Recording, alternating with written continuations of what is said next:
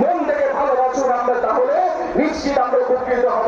আমরা জানি বাংলার মুখ্যমন্ত্রী এই নিয়ে মুখ খুলেছেন, অভিষেক ব্যানার্জি মুখ খুলেছেন, আমাদের পাশে থাকার আহ্বান দিয়েছেন।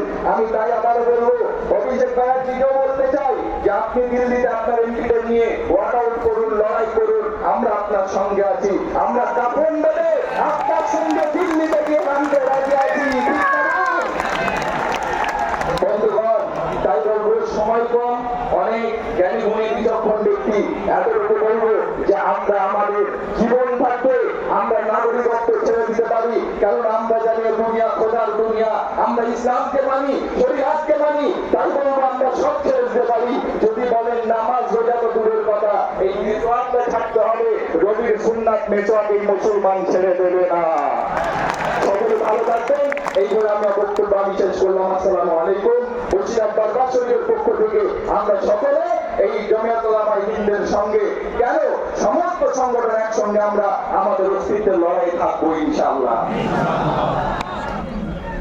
আপনারা এখন ফিলিস্তিন প্রসঙ্গে একটা প্রস্তাব শুনবেন, ভাই কথা বলবেন না, সেই প্রস্তাব পাঠ করবেন কলম পত্রিকার সম্পাদক জনাব আহমদ হাসান ইমরান সাহেব। তার আগে আপনাদের সুখবর দিই যে পীরজাদা আমাদের ভাই বন্ধু হুজুর তার সিদ্দিকী সাহেব এসছেন আমাদের সভায়।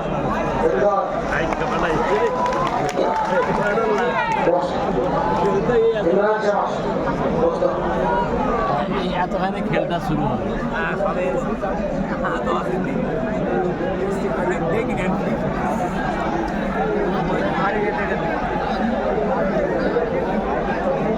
আমি লোকগুলো বলি না ভালো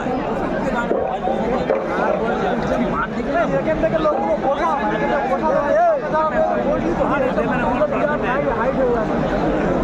ওখান থেকে বসে বসে আসো না। বসো